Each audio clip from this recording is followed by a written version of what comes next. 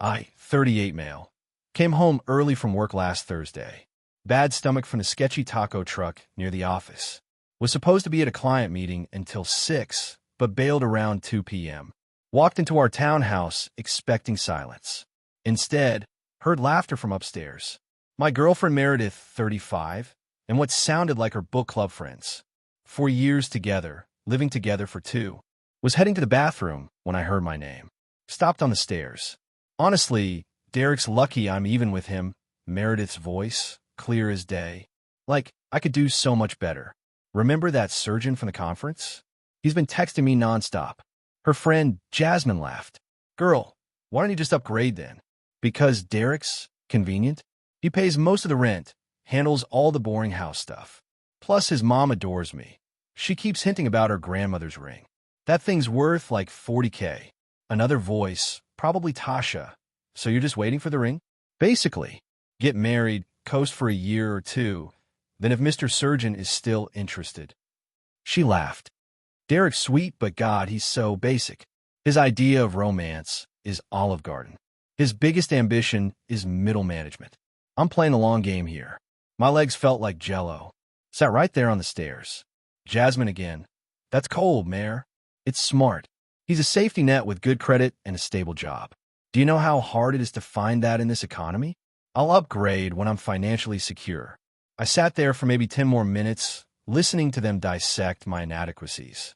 My boring hobbies, apparently golf is for old men. My Toyota Camry, not impressive enough. Even my cooking, too much seasoning, trying too hard. Didn't confront her. Didn't storm in. Just quietly went back downstairs, grabbed a duffel bag from the garage, and started packing. Took only my essentials, clothes, laptop, important documents. Left a note on the kitchen counter. You're free now. Found someone less basic. Don't contact me. Drove to my brother Nathan's place. Turned off my phone. Update 1. 3 days later. Turned my phone on yesterday morning. 62 missed calls from Meredith. 31 texts. Ranging from confusion to anger to panic. Where are you? This isn't funny, Derek. Are you seriously this immature? I was joking with my friends. You can't just leave. Answer your phone. How am I supposed to pay rent? Your mom keeps calling me about Sunday dinner. This is financial abuse. That last one made me laugh. Financial abuse because I stopped being her safety net. Then Nathan's doorbell rang. It was Meredith and her sister Qley. Nathan answered. I stayed upstairs. Meredith, where is he? I know he's here. Nathan, he doesn't want to see you. Qley, this is ridiculous. He can't just abandon her over some girl talk. Nathan, girl talk? She called him a meal ticket with good credit. Meredith started crying.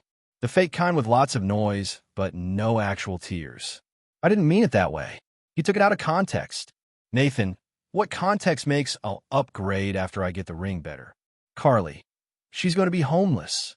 The rent is due in 2 weeks. Nathan, sounds like she better call that surgeon she was bragging about. They left after more dramatics. But here's where it gets good. Got a call from my mom an hour later. Meredith had called her crying about how I abandoned her and she might get evicted. Mom was confused until I explained. Mom went quiet. Then she said, what about my mother's ring? Yeah, Mom was pissed. Turns out she'd been planning to give it to me soon for a proposal. Not anymore. But the entitlement didn't stop there. Meredith enlisted her whole squad. Jasmine demed me, saying I was overreacting to harmless venting. Tasha posted some vague Facebook status about men who can't handle strong women. Qley threatened to sue me for breach of verbal contract because I'd said I'd pay rent through the lease. My response? Contacted my landlord. Explained I needed off the lease due to relationship ending. Since only my name was on it, Meredith's credit was trash when we moved in. He said I could give 30-day notice. Did it immediately. Meredith now has 27 days to either take over the lease, she won't qualify, or find new place. Update 2, 1 week later. The extinction burst hit hard, folks. First, Meredith tried the love bombing. Showed up at my office with a whole production, flowers, my favorite coffee, wearing the dress I bought her for our anniversary. Security stopped her at reception. God bless corporate protocols. She made enough of a scene that my manager Brad heard about it. Called me in concerned. I explained briefly. Brad, twice divorced, just nodded. Been there, man. Take some personal days if you need them. When that didn't work, she went nuclear on social media. Posted this long essay about how I was emotionally manipulative and controlling, how I monitored her friendships and isolated her from support systems. Pure projection. Some mutual friends bought it. Got messages asking why I was being so cruel. I didn't argue, just sent them the same message. Ask her about the surgeon from the conference. Most came back apologizing after getting her flustered non-answer. Then came the financial desperation. She applied to take over the lease. Denied. Applied for 3 other apartments. Denied. That good credit she mocked me for? Turns out it's pretty important. Her solution? Had Qley call me. Meredith's willing to forgive you if you come back. She's willing to forgive me? I actually laughed. Me? That's generous, but I'll pass. Qley, you're going to regret this. She was the best thing in your pathetic life. Me? My pathetic life's pretty peaceful now, actually. Qley, she's going to be homeless because of you. Me? She's going to be homeless because she treated someone she saw as beneath her like a credit card with feelings. But the peak entitlement came yesterday. I get a text from an unknown number. It's Meredith borrowing someone's phone. Derek, I need $3,500 for a security deposit and first month's rent. You owe me that much after everything I did for you. I made you look like less of a loser. I went to your boring company parties. I pretended to care about your stupid golf stories. That's worth something. I responded, you're right. It is worth something. It's worth knowing exactly who you are. No money. Lose this number. Then I get another text, this time from her mom, Helen. Derek, honey, Meredith made a mistake, but leaving her destitute is cruel. You're better than this. Help her with the deposit, and you can both move on. I like Helen, so I responded more gently. Helen, I heard your daughter tell her friends I was a placeholder until she could find someone better. She was waiting for an expensive ring to coast through marriage before upgrading. I'm not being cruel. I'm being done. Helen didn't respond. Update 3, 2 weeks since D-Day. Meredith found a solution to her housing crisis. She moved in with that surgeon she was bragging about. Yeah, you read that right. Apparently, when faced with homelessness, she reached out to Dr. Wonderful. Told him some sob story about her abusive ex, me, who threw her out with no warning. He rescued her. Found out through Instagram. She blocked me, but forgot about my buddy Tom. She's posting pics from his high-rise apartment, #blessed and #upgrade complete. Thought that was the end. Nope. Yesterday I get an email from Meredith. Subject line, you owe me. Derek, I had to throw away 3 years of my life because of your fragile ego. I'm now living with someone I barely know because you couldn't handle a private conversation. You cost me. Security deposit I can't get back. $1,800. Moving costs, $400. Emotional trauma therapy, $200 per session. Lost time, priceless. I'm willing to settle for $5,000 to avoid legal action. You have 1 week. Meredith. P.S. Tell your mom the ring would have been wasted on me anyway. It's ugly. The audacity. I forwarded it to my cousin who's a lawyer. He laughed for 5 straight minutes. Sent back. She is no case. Keep this for entertainment value. But wait, there's more. This morning, plot twist, the surgeon messaged me on LinkedIn. WTF? Hey man, just wanted to thank you. Meredith told me everything about how you treated her. Don't worry, I'll take good care of her. She deserves someone who appreciates her. By the way, she mentioned some items of hers still at your place. Designer bags and jewelry. Please send them to his address. Thanks, Brett. Couple problems with that. 1. She took everything when she came by with Qley. 2. The designer bags were knockoffs from TJ Maxx. 3. The jewelry was stuff I bought her and already donated to Goodwill. I responded, Brett, she got all her belongings. By the way, ask her about the book club conversation from 3 weeks ago. Specifically the part about playing the long game. Good luck. He read it. No response. Update 4, 3 weeks later. Remember Dr. Brett, the surgeon who was going to appreciate Meredith properly? Yeah, about that. Got a LinkedIn message from him yesterday. You tried to warn me. I'm an idiot. She's been here 2 weeks and already redecorated my apartment, tried to add herself to my Amex, and told her friends we're getting engaged next month. We've never discussed marriage. How did you last 3 years? I didn't respond. Not my circus anymore. But Meredith wasn't done with me yet. Oh no. She somehow found out I was getting a promotion announced on the company website. Regional manager. The exact middle management ambition she mocked. Got an email from her work address. Derek, heard about your promotion. Regional manager. How exciting for you. That must come with quite a raise. Since we built our careers together during our relationship, I think it's only fair that I benefit from your success. I sacrificed opportunities to support you. I'm consulting with a lawyer about palimony laws in our state. Let's settle this without courts. $10,000 and we're even. P.S. Brett and I are over. He was too controlling. Wanted me to pay half the rent, can you believe it?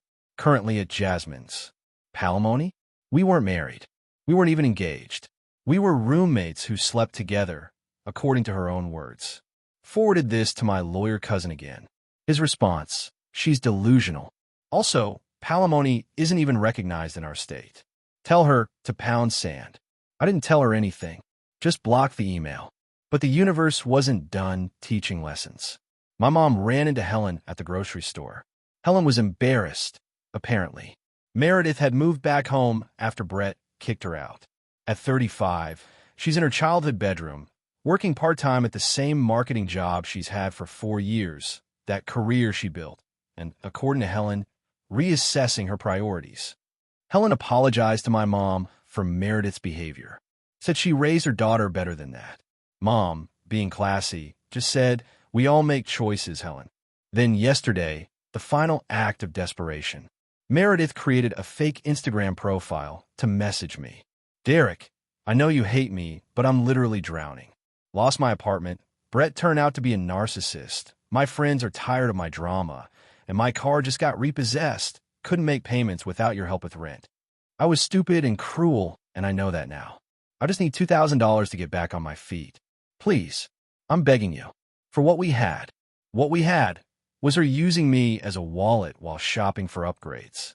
I screenshotted it, sent it to Nathan with, look, she's down to $2K from $10K. Black Friday sale prices. He responded, still overpriced. Didn't respond to her. Blocked that account too. Final update, 6 weeks later. Closure came in an unexpected way. Was at Costco yesterday, loading up the car. Heard my name. Turned around. It was Jasmine. She looked uncomfortable. Hey, Derek. Jasmine. Look, I owe you an apology. What Meredith said that day, we should have called her out. It was gross. And everything since? She's been lying to everyone about what happened. I shrugged. Not my problem anymore. She's not doing well. Living with her parents. They gave her an ultimatum, get a full-time job and pay rent or move out. She's been applying everywhere, but burning bridges has consequences. Even Brett warned people in his network about her. Okay, Jasmine shifted. She keeps saying you ruined her life. She ruined her own life when she decided I was just a safety net with good credit. Fair. For what it's worth, you dodged a bullet. She's already on Tinder looking for the next safety net. Her bio says, looking for a generous man who knows how to treat a queen. We parted ways. No anger anymore, just relief. Later that day, got one last email from Meredith. Different address. Derek, this is my last attempt. I'm sorry for everything. I was shallow, materialistic, and cruel. I threw away something real for a fantasy that didn't exist. You deserve better. I'm in therapy now, mom's insurance. Working on myself. I don't expect forgiveness or help. Just wanted you to know the person on those stairs that day. That's not who I want to be anymore. Take care. Meredith. Maybe it's genuine. Maybe it's manipulation. Doesn't matter. I deleted it. Life update. The promotion came with a 40% raise. Moved into a better apartment. 1 bedroom, but it's in a killer location, and it's mine. Started playing golf with Brad and some guys from work. Turns out it's actually pretty fun when nobody's calling it boring old man stuff. Met someone at Nathan's barbecue last weekend. Amy, a veterinarian. She insisted on splitting the check on our first coffee date. When I mentioned I work in supply chain management, she said, that must be challenging with all the global disruptions lately. instead of checking her phone. We're taking it slow, very slow, but she seems to see me as a person, not a credit score with benefits. Looking back, that Thursday afternoon stomachache might have been the best thing that happened to me. If I hadn't come home early, I might have proposed to someone who saw me as nothing more than a stepping stone. The ring? Mom still has it. Says she'll know when it's time to pass it on. When you find someone who sees Derek, not Derek's wallet. To anyone in a similar situation, trust your gut. When someone shows you who they are, believe them. And when they tell their friends you're basic and they're playing the long game, pack your bags and leave them a note. Their missed calls will tell you everything you need to know about what you really meant to them. Not love lost, just a meal ticket gone. Peace out. Edit. Since some asked, no, I didn't take her back when she apologized. That bridge isn't just burned, it's been demolished, buried, and had a Walmart built over it. Also, Brett messaged again asking if I wanted to grab a beer and compare. Notes. Declined. That's just weird, man.